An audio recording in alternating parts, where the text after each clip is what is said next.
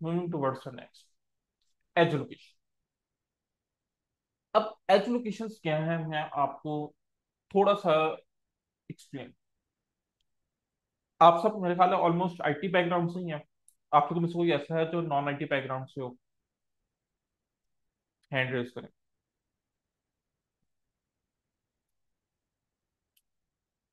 Okay.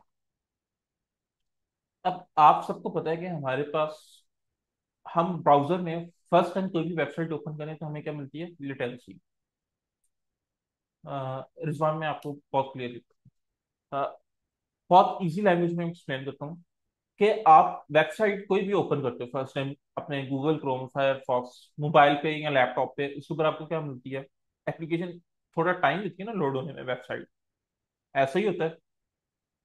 और आप उसी एप्लीकेशन को दोबारा लोड करते हो तो वो एप्लीकेशन या वेबसाइट जो है आपकी क्विकली आपको रिस्पॉन्स देती है।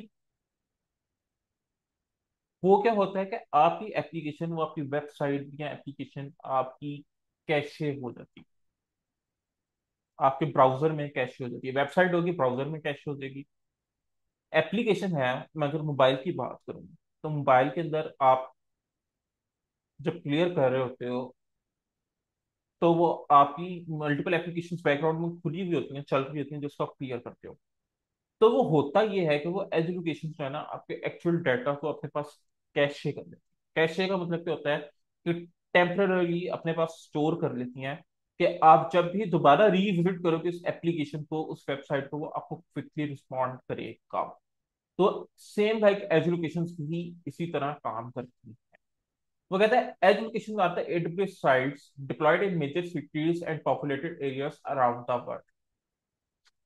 The number exceeds the number of availability slots. Although edge locations are not used to deploy primary infrastructure such as EC2 instances, EBS storage, VPC, and RDS resources, they are used by AWS services such as AWS CloudFront, Lambda, and Edge to cache the data and reduce latency for end user access by using the edge locations as a global content distribution network. होता ये है कि इन as location से आपको application सर्व नहीं कर रहे होते, कुछ आप डिप्लॉय नहीं कर रहे होते। आप सिर्फ और सिर्फ क्या करते हो कि आप इसको यूज करते हो डेटा को कैशे करने के लिए, कि आपका एंड यूजर का जो परफॉर्मेंस है, जो रिजल्ट है, जो एक्सपीरियंस है, वो आप बेहतर कर सको।